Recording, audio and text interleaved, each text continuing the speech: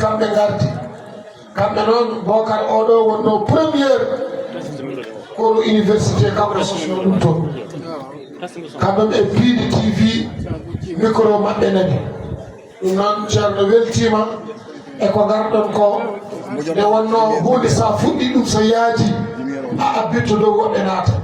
hanki ko oɗon tan gonno hande noon aduna fof nowtima joni fof ɓe mbi lusotti am borom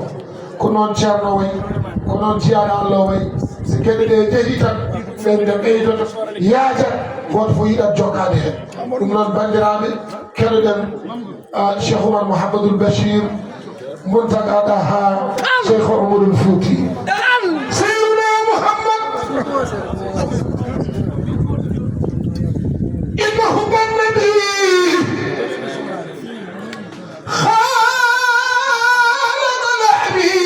وإلهي وتمدون رياي سيدنا محمد خمر شوقي من ذاقه لا يبالي من أتى دائما بدون امتراي وين كدنا فودنا قسم سيدنا محمد daɗɗe ɗe to daɗiri ko sabu yiɗɗo Seydina Mouhammad liñu am lépp ɗum ko amdir Seydina Mouhammad ñii raw suñu rewe ci Seydina Mouhammad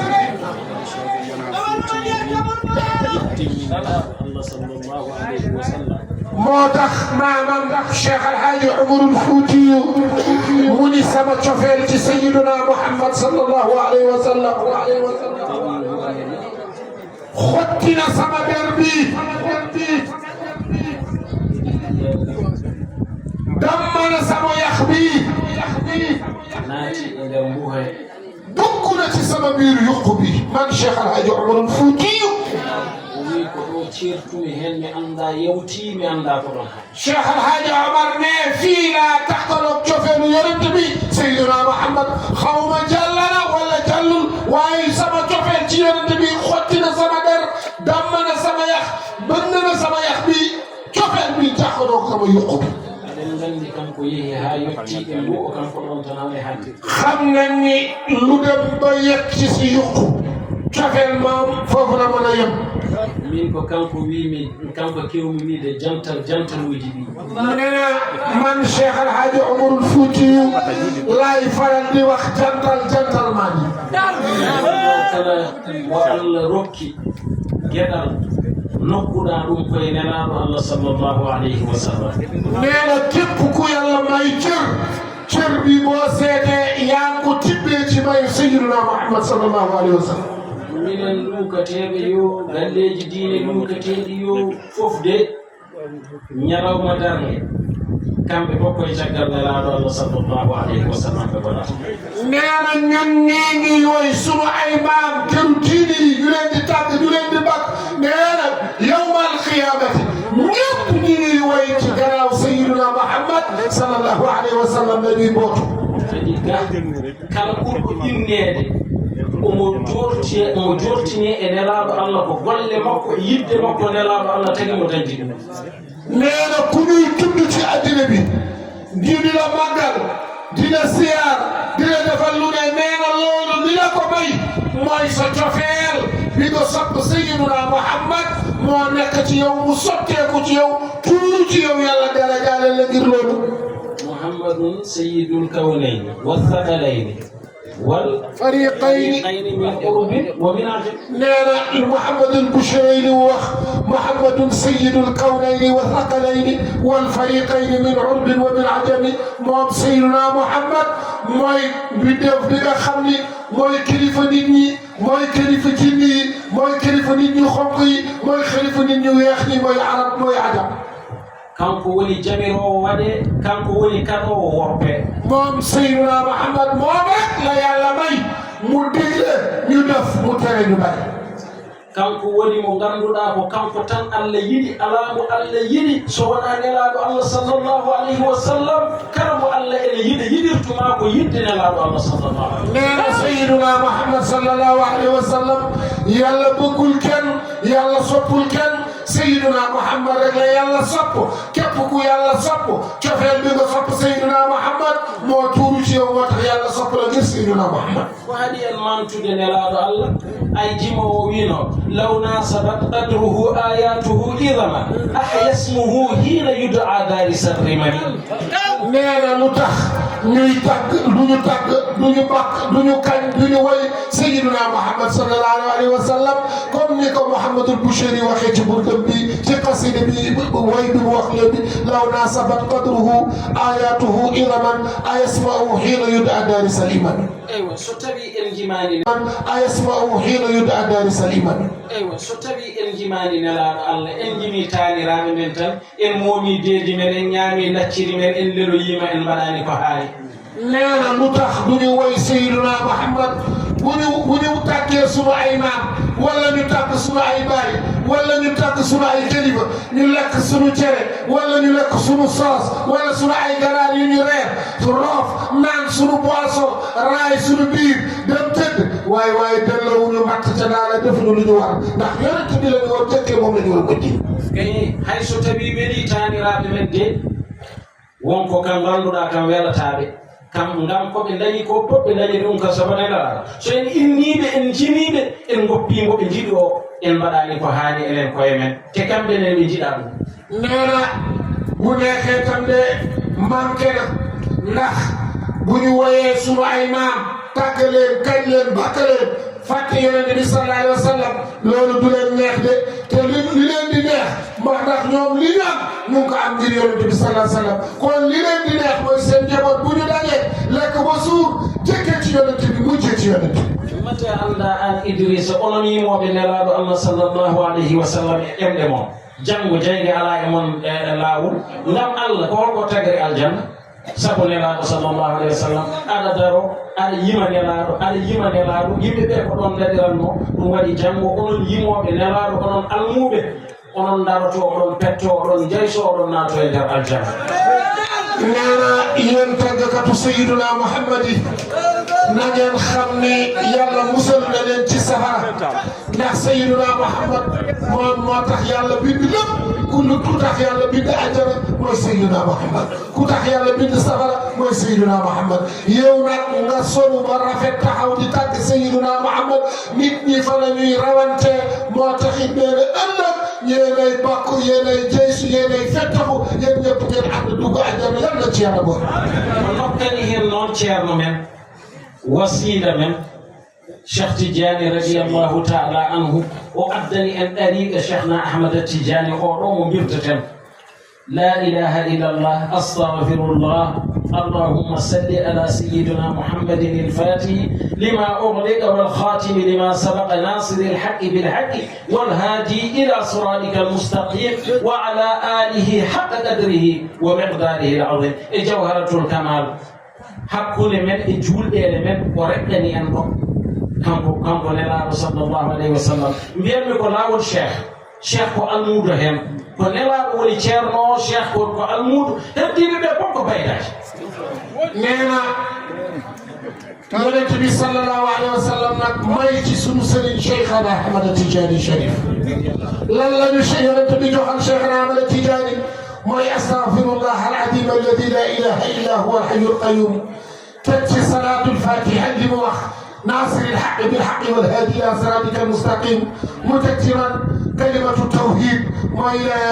اله الا الله محمد رسول الله صلى الله عليه وسلم تكرا جوهرة الكمال عين الرحمه الربانيه والياقوتة المتحققه نانا تشارو نانا لي نك لا ني يونت بي صلى الله عليه وسلم اندل ñu taxal ko ci diggante julli juróomi neena damay tariqa Cheikhana Ahmada Tidiane Cheikhna Ahmada Tidiane sax sëriñ taalibe la ci yoon wi kan mooy sëriñ bi mooy rasulullah ñeneen ñi des ñëpp ay ndongoy daara lañu ci tariqa bi ɗum waɗi nelaaɗo sallllahu alayhi wa sallam mo annduno oɗo jamanu koko arata ko jamanu bonɗo jamanu jennodiral jamanu gañodiral yimɓe mbaɗata tan ko goofi hande ala darotoɗo tan wiya min mi woofani joomam so tawino wona yurmede Allah e ko ɓe gaddani en ko enen fof ala e men kisowo enen fof so renaki ko jaygo puccuɗen ayi o addi ɗum ɗo salatul fati o addi la ilaha illallah addi astahfirullah e hakkundere nde ɗo hay sinno neɗɗo o wirdani ɗum ene wirto ene wirde aɗa nana nofruma tan janngo ɗum walluma janngo yowmal qiyamati ɗum nannuma aljanna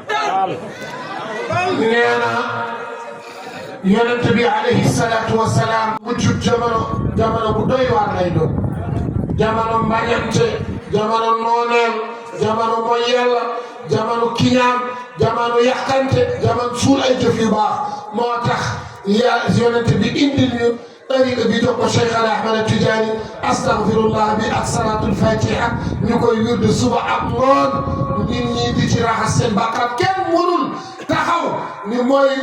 يالا كون نك بو موي يالا nga dem wird astaghfirullah def wadifa def lazim def hadrul juma yalla ci baxam mën na la jëggal yow mi bokku ci tariqa bi sax yaani romb jakk yi ak juma yi ñu naan allahumma salli la ilaha illa allah astaghfirullah ngay dikk kaddu yooyu muy dugg ci nopp yàlla ci mbaaxam ak mayam mën na laa topp ba loolu ñi yàlla texe ëllëg yàlla yërëm la dugal laa jax te ko ɗum woni ko Allah yamiri ko sa woofi ya yaafno ɗum istaghfiru rabbakum innahu kana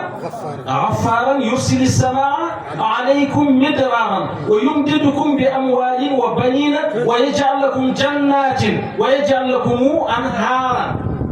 wonanonaɓe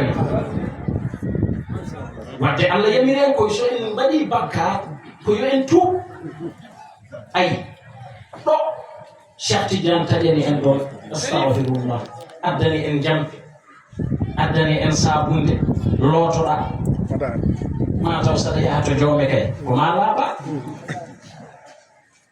o addani en astahfirullah kala ko gofɗa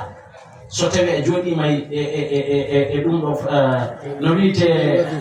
wudere wadifa monto ha laaɓa car mbaɗa lazima mbaɗa wadifa ma ayi laaɓa car dottoɗa aɗa woni keso o kay so tawi en ndewani ɗum kam woto ñingen ɗum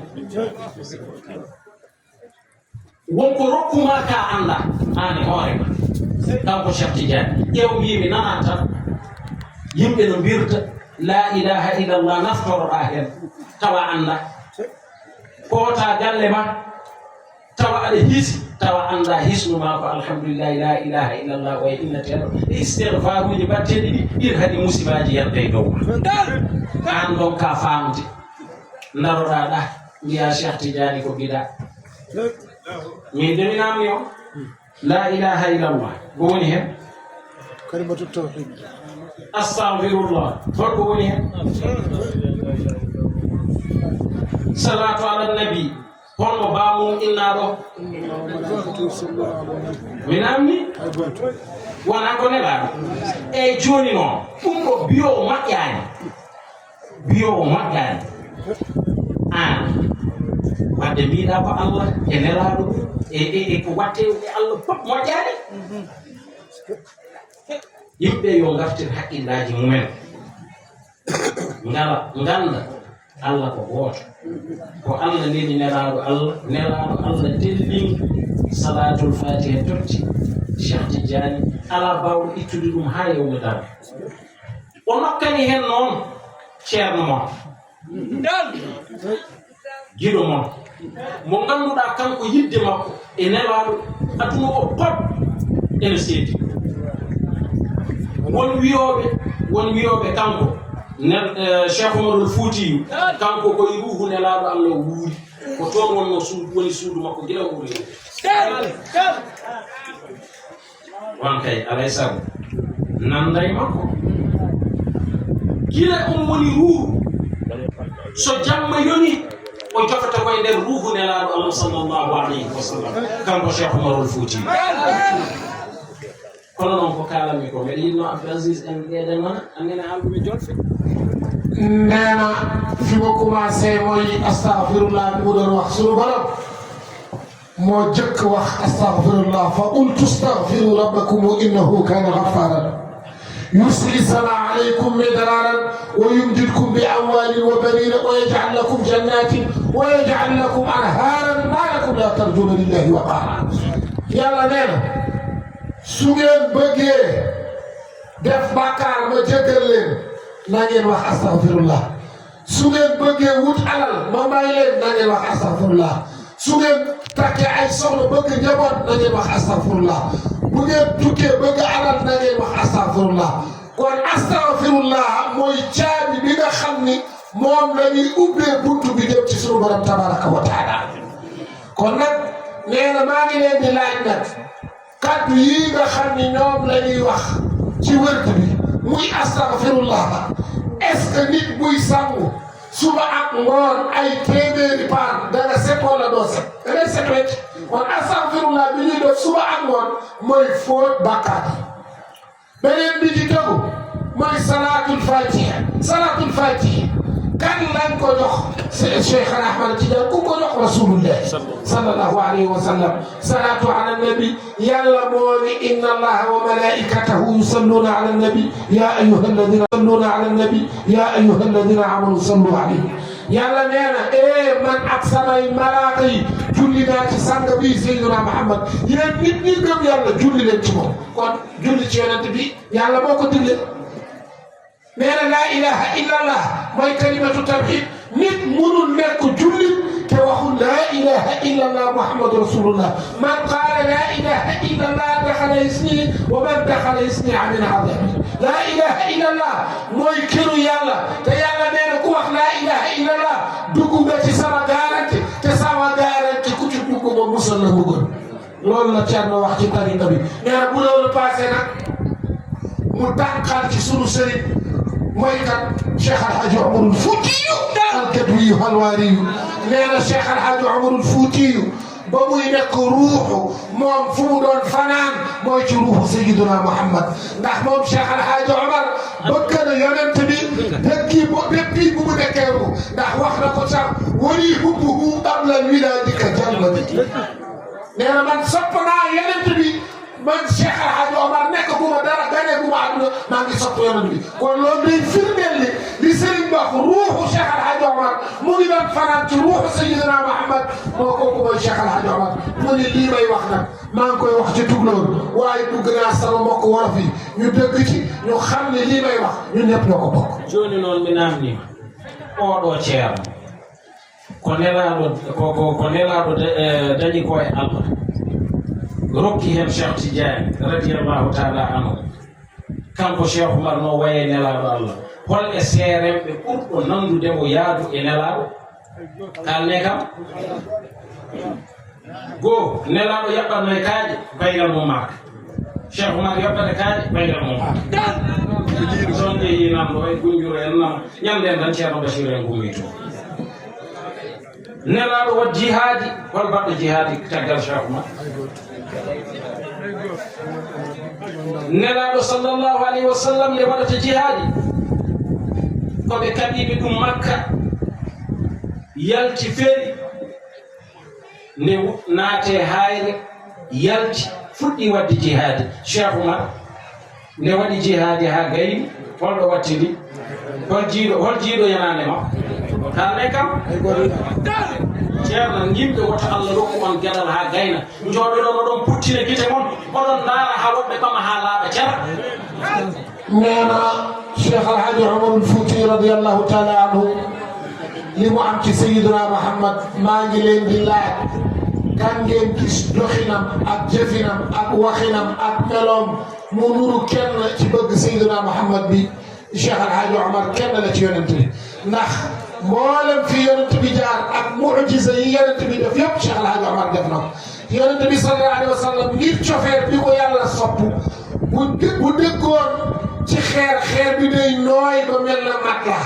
tàkk bi day barke foofu Cheikh El Hadj Omar fu mu jaar bu diggee ci xeer fii ba Gunjur bari na fii ba Mali boo demee fi mu tegoon tànkam boo ñëwee danga fekk foofu tànk bi bu fekkee ci kaw xeer la sujuudoon danga fekk jëbi marqué sakallam bi muy jàppee sax bu ko tegee ci xeer day lay marqué kon Cheikh El Hadj Omar li mu nuru rasulullah kenn mënu ko wax Sayyiduna Muhammad boo muy def jihaad waa Makka dañ ko bañ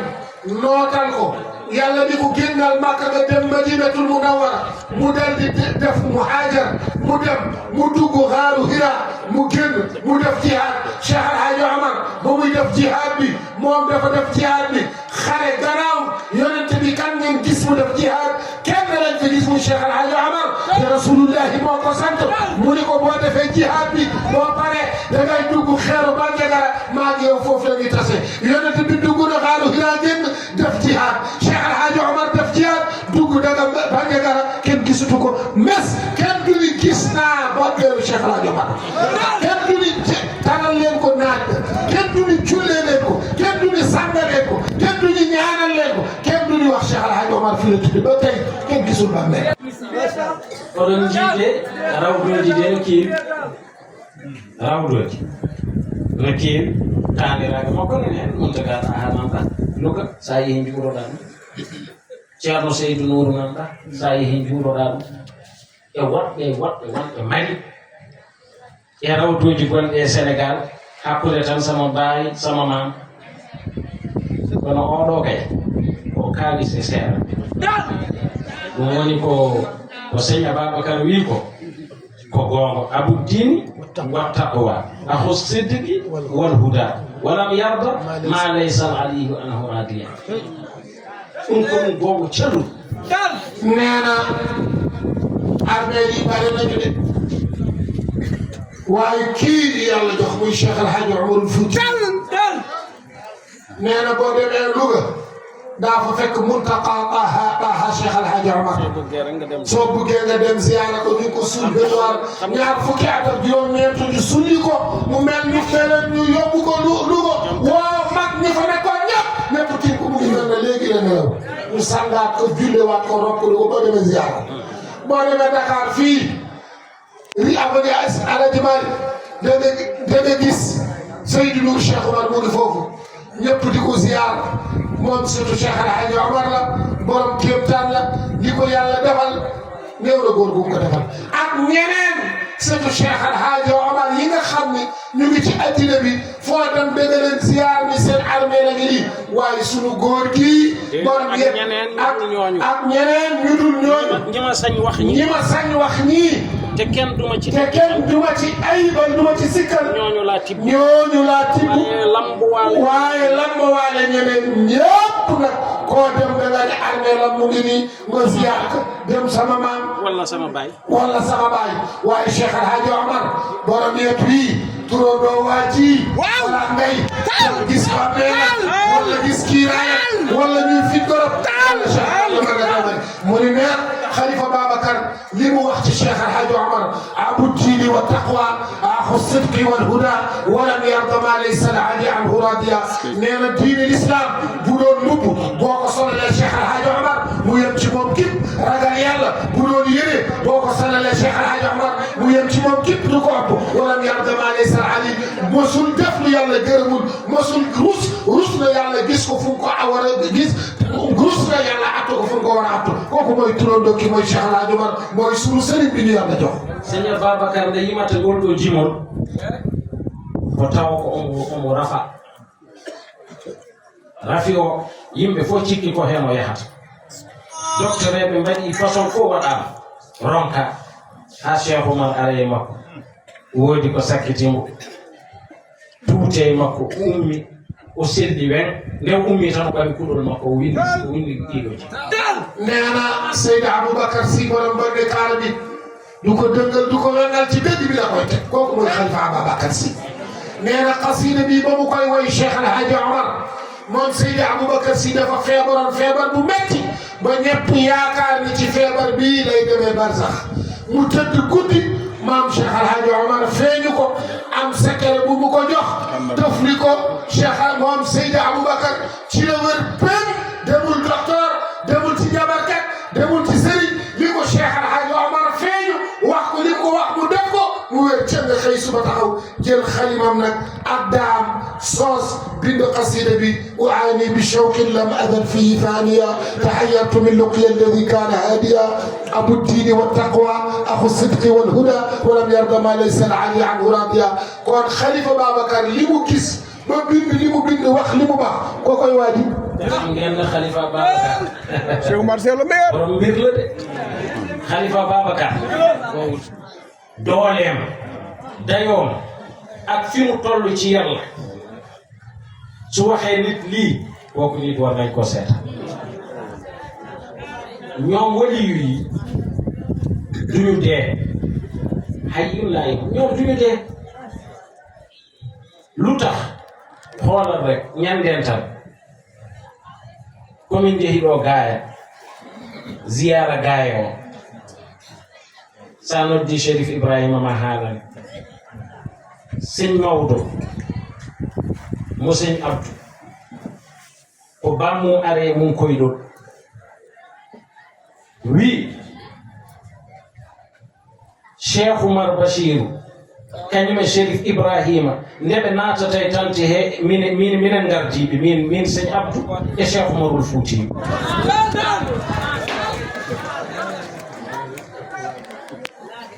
won jooɗinoɗo less on wi ko noon huccite maɓɓe ɓe jooɗi kañum koko muga minen noon min jeyani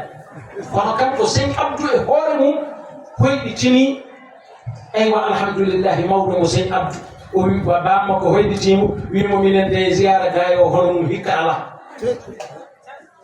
Cheikh Oumar nde natata nde kañum e Chérif Ibrahima minen gardiɓe min e Cheikh Oumar ɗon min jooɗi ha gas min jeehi min juuroyi rawɗo fa wadde wene tabarakallahu tungune moom du teew nuy natal ndax sëriñ bi bu muy dem gaaya ñun ñoo àndoon ak délégation bi la fa dem ren kenn xamul nu mu toll la xew ci ziar bi kenn xamu ko loolu moom ñu ngi toog gisuñu nag li mu wax moo nee na wali yu yàlla yi duñu dee ñoom dañuy dund ñu ngi ñuy gis di ñu feeñu di am ñu ñuy feeñu Maodo du Cheikh El Hadj Abdoul Aziz Dabakh Malick ma ca Dakar Maodo ñëpp xam nañ ko Alaaji Malick moom moo wax Chérif Ibrahima mu ni ziyaaru gaaya bi ren li fa xew ak li fa am musta am mu ni yow ak Cheikh Omar Thierno Bachir ak ñi ngeen àndal ba ngeen di dugg ci tant bi man Cheikh El Hadj Abdoul Aziz Sy Dabakh ak alhaaj ak Cheikh Oumar Foutiyou ñun ñoo leen jiitu ba ñu toog ñu ngi ànd ak ñoom ci biir xadara bi toog nañ fa ba xadara bi jeex ñu dem ziyaare rawda faa wadda wele nee na Thierno Cheikh nee na am na ku wax ni gis na leen ci biir tant bi moom dafa affaire bi daf koo yéemu xaw ma mu pulaar ya o muga mu wegam mu réer ba mënul wax ni Cheikh Oumar mu ngi nii Cheikh El Hadj Abdoul Aziz mu ngi nii am na ku leen gis ci biir tant bi nee na nag ñoom toog nañu ba tant bi jeex ñu dem ziyaare faa wadda wele ak Alpha Mahero waaye ñoom gisuñu leen waaye am na ku leen gis ci biir tant bi kon li muy wax wali yàlla yi du ñu dee ñu ngi ànd ak ñun di ñu gis di ñu dégg. ɗo Cheikh Oumar yiyeno rawde haɗen arde ɗo won jiiɗomo ɗo ngoni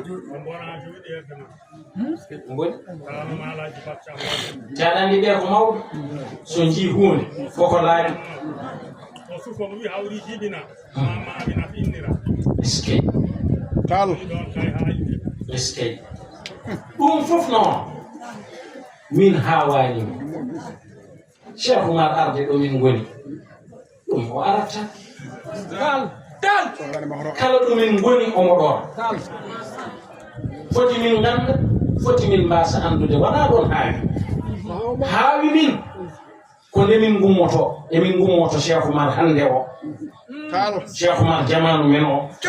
Ceerno Mouhamadoul Bachir Muntaga ha Cheikh Oumar nde min gummoto ɗon min e Chérif Ibrahima o junji min ɗum min tinani o wi min jehe so on jehi so on gummitima tantuɗo jehe ha rawdo ma fa wadde wele to e Alpha himo yaro ndona ɗon kam toon min yamira on lekete yo o wino ko yomin ndew e koyde Cheikh Oumar e Seydi Abdou ayi min ganda hen haydara ceerno neena Cheikh Alhaji Omarul Fuutiyu am na góor gu ko gis fii daaw góor gi mu ngi nii toog nee na ñun fu ñu nekk Cheikh Alhaji Omar day ñëw foofu loolu nag man ceerno Cheikh yéemu ma xam nga lan moo ma yéem waaw keroog ba ñuy jógee ci Cheikh Omar sunu jamono mooy kan mooy Bachiruna waarisuna an jaddihi Omaru Cheikh Omar Mahamadul Bachir moo wax loolu mu ni Bachiruna waarisuna an jaddihi Omaru kii may wax Ceerno Bachir moo doon na maamam Cheikh Alhaji Omarul Fuuti mu ni ba ñu fay jógee di dem gaaya Ceerno Basiru junj nañu waaye ñun xamuñu mu ni bu ngeen jógee ci tant bi yow ak Cherif Ibrahima na ngeen dem ca rawdu Faawadde wala ak Alfahima Yoro wele ngeen ñaanal ma fa nekk Ceerno Basiru dafa leen wax li mu leen junj mooy ñu leen di jaaraat ci tànk Cheikh Alhaji Abdoul Aziz Sy Dabakh ak Mawlana Cheikh Alhaji Omarul Fuuti Ceerno Basiru o mo jiiɗon rawane mi wi on hay otoji garoji ɗi omo andi no poti te wallahi noon woori yitere makko e woto jeegi toon makko pamɗo kon la ilaha illallah iteɗeɗi mbaɗ ay ceerno man haqiiqe so tawi a wawa wonde Makka kanko o wona ɗo e Sénégal leloɗa wutere ma nde kaddirɗa nde filnito bagasuji ma gono bowal wawa arde fewni tan ma ɗum tawatinani o wona ceerno timmuɗo to Allah neena Ceerno Mouhamadul Bachir neena wax naa leen fi daaw xam na lépp ba ngeen gisee bëtam yu sew yi mu koy xoolee ni bët yi sew na de waaye xool na fu sore lay gis fu sore lay Cheikh Ceerno Bachir gis moom mooy Cheikh Alhaji Omar ci sunu jamono ñun loolu la ñu gis te loolu la ñu seen di wax nee na sëriñ bi moo ci yàlla man nga boo mënul nekk Makka nga sangu sër ba dañ yaa ngi tëdd ci si lal say mbir nekk ci biti sëriñ bi nekk fii ci Sénégal defaraatal la sër bi te yow yëguloo ci dara nee na sëriñ boobu mooy ki nga xam ne moo mat ci yàlla kooku mooy Cheikhul Kamil te lii muy wax Ceerno Bachir buggul sax ku koy wax waaye wax nañu ko. waaye ñun nekku fi dañuy wax. nee na nekku fi dañuy wax moom Ceerno wax na ko sax nee na taalibe nu mu ko soree rek noonu la ko yàlla gën a leeree li mu nekk ci koom. wallaahi ñii la ma ko wax. taalibe mu nekkee Amérique sërëm dañ mën na ko defar. mu ne ma sëy o wii kam sëy mbimi naam o wii kam min kay jaatnimi bon koko woni e less gallam heen ko o wi mbeɗe welsiɗo nde wonnomo ɓatii kam mbeɗe welsiɗo o wi kono ko neɗɗo ko almudam ɓuri woɗɗidemi fof ɓurmi humpitade ɗum Ceerno Bachir nani nee na Ceerno Bachir daf ko wax Seykam moom bu koy wax du wax Seykam la koy wax Seykam man sax ñii nekk ci samaram dama leen di sàggane ndax jege nañ ma du ma toppatoo yenn yi demee waaye sama taalibe laa wax de fu mu nekk ci addina bi nu mu gën a soree ci la ma yàlla gën a xamal lu mu nekk ci wam ak ay mbiram. te ɗum almuɓe hewɓe ne ceedi ɗum almuɓe hewɓe min mbeɗe jogii ceerno hunde nde wona inde Allah wona e bindol ngol wona e wirdugol ngol ceernam janngin ɗum e ceerno bayrindemi yo Allah yurmomo yaafomo kañum waddi ɗum e Ceerno Bachiru haaltani min emin tawa o wi o jogiima inde o wi paas ummade Mbour fewde Louga wala ɗum o ñamli paas e bitik o yehi wullitoyaade Ceerno Bachiru nde o yehi o wulliti Ceerno Bachiru kam ko haalantami de o mona e Daarul Haqqi meɗen e fenaade o wi Ceerno Bachiru ɓami huunde wootere windi hasbi ɗum tottimo wimo sa yehi waɗirni o wi omo heppa ko yottoto o yetti on jamma tan o fuɗɗi o toƴƴi o wi jango tan woodi almuɗo makko gooto ene kongo neldimo million o wi hankadi hunde nde no waɗa jor worsi o wi kam ceerno cheikh ma ɓur 7 millions hakkude banɗe joyi ɓuri 7 millions o wi inde nde weɗi kono min wona ɗon woni alhaali o mbimi komi mbalama ɗum ɗo hankadi ɗo tan jaggani o wi mbanmi indam ha inde weɗi aduna fof ɗumi ɗo o wi meɗen heppoyo yimɓe jaha hami continue pour ça o wi Allah waɗi nde inde nde saaki yimɓe fof jeehi o wi mbeɗa fiyata mbeɗa uddo mbeɗa fiya mbeɗa uddo piimi ha haydara mi yaari o wi ngummimi mbimi yomi yah Louga mi wiya ceerno ko tottunoɗa kam ko caggal mum mi fiya tan ko mi ronki o ari tan o yetti o wi o naati damal ngal tan ceerno to waɗi to pantere to yiyani o tawde wi bayti yottaki ɓe mbi o moni kay o ari joni joni o wi yo ar o wi o ari o wi bayti ay ko tottunomami ko mbaddunomi ɗum tan koye inde nde nde gasi nde a tampini hoore ma fi ha maytude haydara gasata neena ceerno Mouhamadoul Bachir li muy nettali fii kéemtaan la neena nit mbir sëriñ walla amu leen sëriñ wallaahi am nañu sëriñ dégguma dara de am nañu sëriñ Bachiruna Bachiruna Bachiru Moutagana Hachim Oumar Bachiruna Bachiruna بشيرنا وارث عن جده عمر بابا بشير متغنى هاشق ما عني بشيرنا بشيرنا بشيرنا بشيرنا بشيرنا بشيرنا بشيرنا بشيرنا بشيرنا وارث عن جده عمر وجوهنا بهبي تتبشر عن مكارم الأخلاق مكارم الأخلاق بالجود والبشر تعينه بالسعد والخير تستمر عن بشر متغنى هاشم عمر وكفه يضرب وينفذ كالمطر وللفقراء والضعفاء والله ينزل شهر Mouhamadoul Bachir عربي بابا معينهم إبع الكل في السرور وقر الكبرى موصل الأرحام يا عمر شيخ Mouhamadoul Bachir شيخ Mouhamadoul Bachir شيخ Mouhamadoul Bachir شيخ Mouhamadoul Bachir شيخ Mouhamadoul Bachir شيخ Mouhamadoul Bachir عربي معينهم إبع الكل في السرور وقر الكبرى موصل الأرحام يا عمر عربي بابا ولي مدن ولي قرآن ولي فضاء ولي سحر لولا لولا لولا لولا لولا لولا لولا لولا مخافتي لكم انه عمر شيخ محمد البشير عربي هذا وعبيدك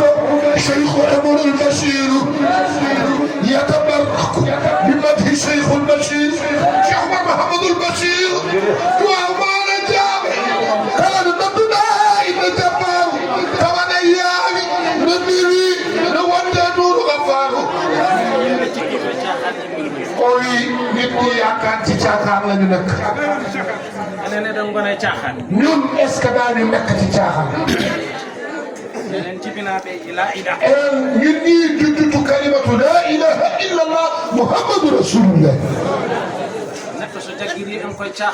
nit bu jàppee ñun caaxaan la ñuy dox nax na boppam ñun doxunu lu dul lu yàlla bëgg ak lu sayyiduna muhammad gërëm ak lu yàlla santaane واعتصموا بحبل الله جميعا ولا تفرقوا يا أيها الناس inna khalaqnakum amna ku ko wax fi sank tay est ce ay wala rek ñoo fi ne wala ay pël rek ñoo fi ne ay soose sax ñu ngi ci sunu bi loolu mooy yàlla إنا خلقناكم من ذكر وأنثى وجعلناكم شعوبا وقبائل لتعارفوا إن أقربكم عند الله أتقاكم يا أيها الناس إنا خلقناكم من جمال بنت من ذكر وأنثى ما دفني الجور ما دفني الجيل وجعلناكم شعوبا ما دفني ولف دفني صوص دفني تكلور دفني نار دفني بابا وقبائل أي بنكو يوت ني دك صو ني دك بنكو ني دك غنار لتعارفوا لا لتعارفوا لينا بغين خمانتي بغين خمانتي بغنتي جيرينانتي بغين جيرينانتي سوبانتي بغين سوبانتي انا دم دوغا جام واي مودي لا كان مو تي ان اكرمكم لينا كما غن جيغي من يالا عند الله يالا حقاكم موي كما غن راكال كي غن راكال يالا رek mo gëna jégé yalla moy firi ay bi kon nak gudduna